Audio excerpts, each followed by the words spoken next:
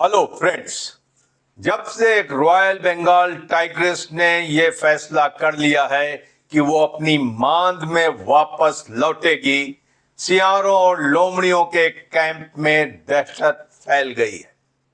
वो समझ नहीं पा रहे हैं कि इस रॉयल बंगाल टाइग्रेस की चुनौती का कैसे मुकाबला करें। लगता है कि साउथ एशिया के अंदर दिसंबर के बाद एक बहुत बड़ा पॉलिटिकल ड्रामा अनफोल्ड होने वाला है। आइए इसकी पड़ताल करते हैं। बांग्लादेश की प्रधानमंत्री शेख हसीना वाजिद 5 अगस्त 2024 को ढाका छोड़ करके भारत में आ जाती हैं और शरण ले लेती हैं। जुलाई अगस्त 2024 में बांग्लादेश का पॉलिटिकल घटनाक्रम कुछ ऐसा बदला कि हवा शेख हसीना के खिलाफ हो गई और उन्हें बांग्लादेश छोड़ना पड़ा। और उसके बाद बांग्लादेश के अंदर ये माहौल बनाया जाने लगा कि शेख हसीना बांग्लादेश की सारी मुसीबतों की जड़ है। जो भी बांग्लादेश में हुआ उसका ठीकरा शेख हसीना के सर फोड़ा जाने लगा। इसमें खास करके मोहम्मद यूनुस की अंतरिम सरकार और उनके साथ जमाते इस्लामी और स्टूडेंट लीडर्स सबसे आगे थे। 17 नवंबर 2025 बांग्लादेश के इंटरनेशनल क्राइम्स ट्राइब्यूनल, जो कि एक कंगारू कोर्ट से ज्यादा कुछ नहीं है, उसकी एक बेंच जिसकी अध्यक्षता वहां के चेयरमैन मोहम्मद गुलाम मुर्तजा मजूमदार कर रहे थे, उन्होंने शेख हसीना को डेथ सेंटेंस दिया, मौत की सजा सुनाई।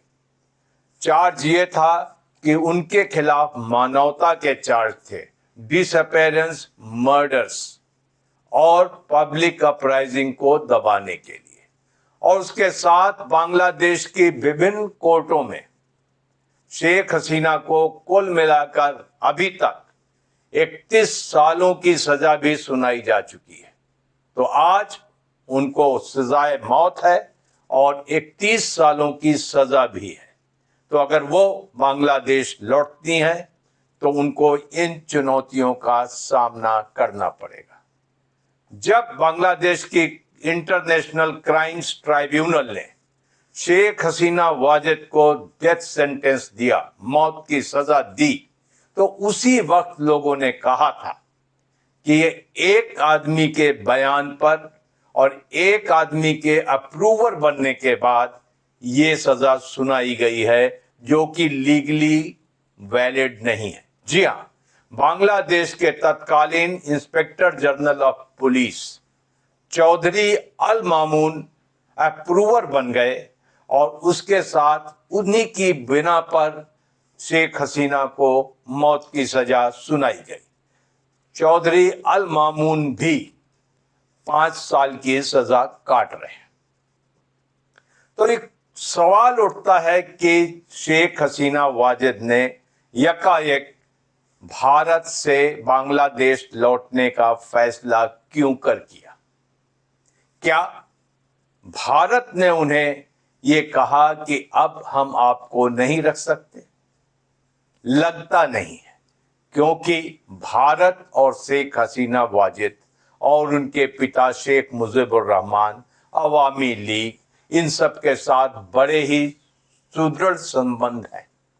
भारत ऐसा नहीं कहेगा, लेकिन शेख हसीना के सामने कुछ विकल्प थे और वो उनके ऊपर काम करना चाहती थी। अव्वल तो शेख हसीना की उम्र है 78 साल। वो जानती हैं कि जिंदगी के आखिरी पड़ाव में वो इस तरीके का अभियोग लेकर जिंदा नहीं रहना चाहती या दुनिया से नहीं जाना चाहती। दूसरी बात है लेगेसी की। शेख हसीना के कंधों पर उनके पिता की विरासत है शेख मुजीबुर रहमान की।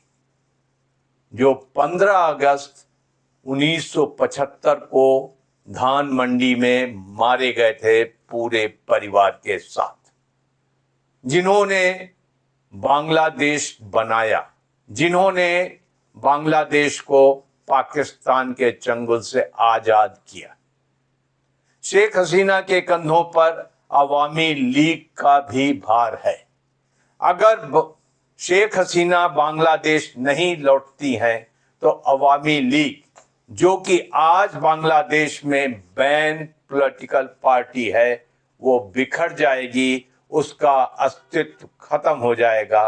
और वैसे भी बांग्लादेश में 5 अगस्त 2024 के बाद अवामी लीग के कारकुनों और लीडर्स को ढूंढ ढूंढ कर मारा जा रहा है, जेलों में डाला जा रहा है, प्रताड़ित किया जा रहा है। और शेख हसीना ने अपने बयान में कहा है कि मैं इसलिए वापस जाना चाहती हूं कि पार्टी को खड़ा कर सकूं, ताकि पार्टी के कारकुनों में एक मनोबल आए।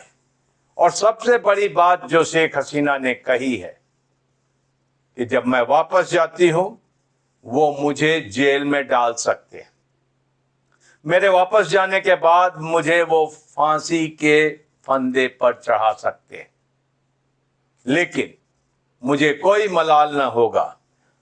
कम से कम मेरा खून उसी मिट्टी में बहेगा जहां मेरे पिता और मेरे परिवार का खून बहा है।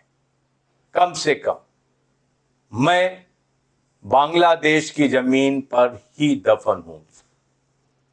तो ये कहने के बाद एक रॉयल बंगाल टाइग्रेस ने ये फैसला कर लिया है कि पॉलिटिकल एडवर्सिटी के अंदर सबसे अच्छा विकल्प एक लीडर के पास होता है कि उसका खुलकर मुकाबला करे, सामना करे।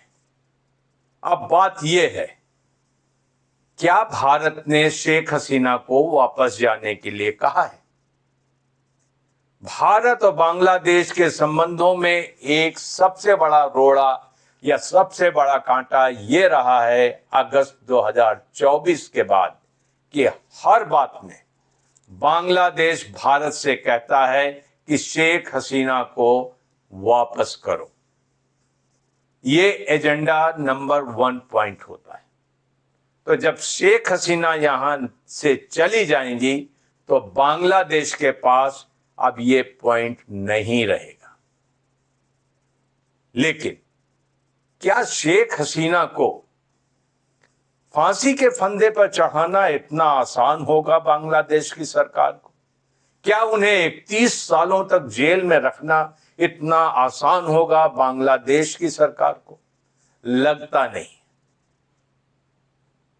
बांग्लादेश की इंटरनेशनल कोर्ट्स ट्राइब्यूनल ने, इंटरनेशनल क्राइम्स ट्राइब्यूनल ने जो सजाए मौत दी है शेख हसीना को, वो सिर्फ और सिर्फ एक आदमी की गवाही पर दी गई है, और वो था बांग्लादेश का inspector general of police Chowdhury Al Mamun, जो कि एक वायदा माफ गवाह बन गए या अप्रूवर बन गए और स्वयं 5 साल की सजा काट रहे।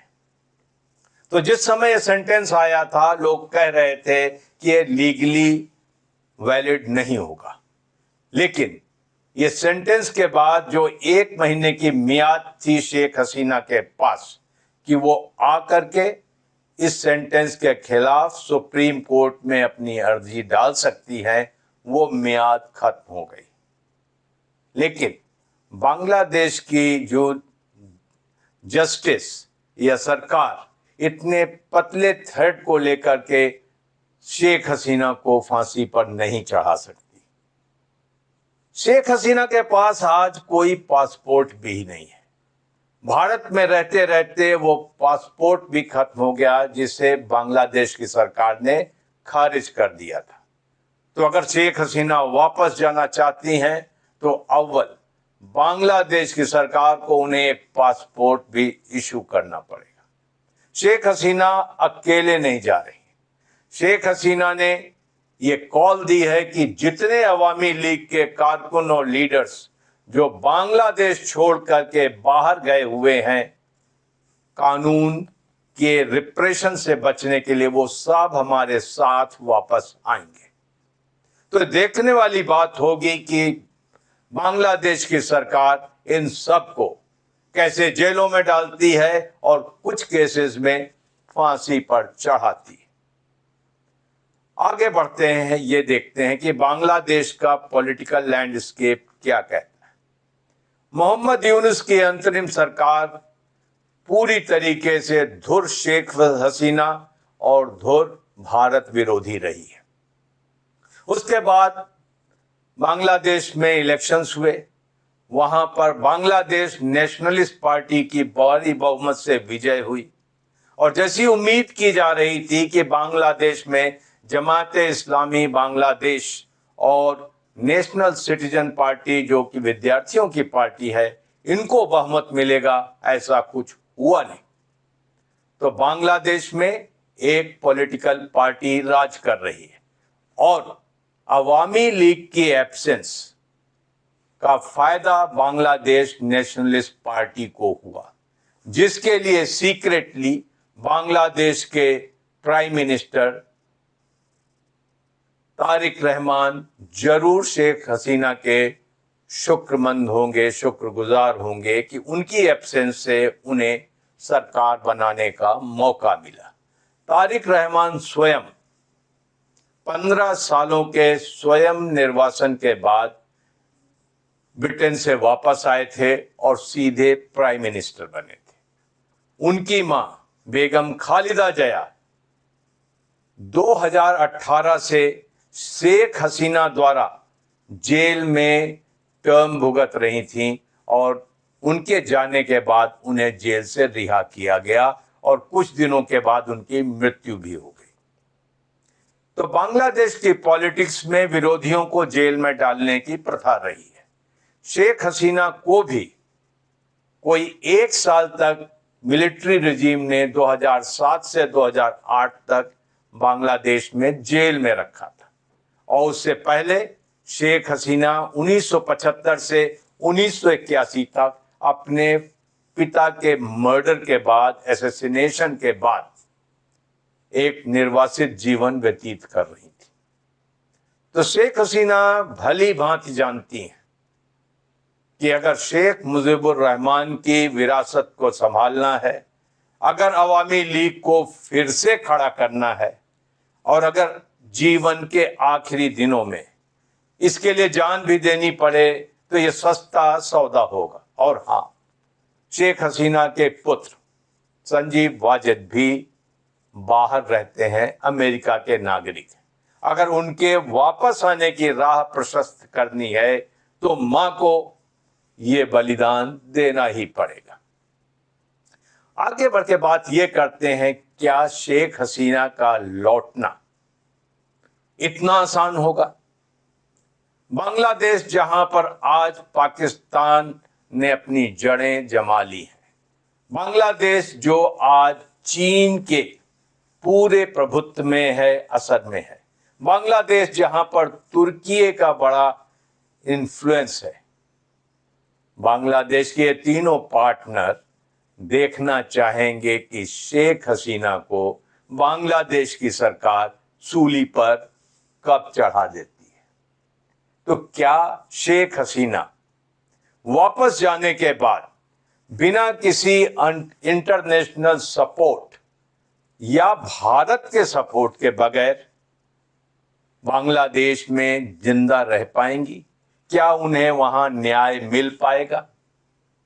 क्या बांग्लादेश की सरकार इतनी पॉलिटिकल हिम्मत जुटा पाएगी कि एक रॉयल बंगाल टाइग्रेस जिसने वापस आने का फैसला किया है और उस सारे पॉलिटिकल सिस्टम में आंख डालकर बात करने की हिम्मत दिखाई है, उसे सजाए मौत दे पाएंगे?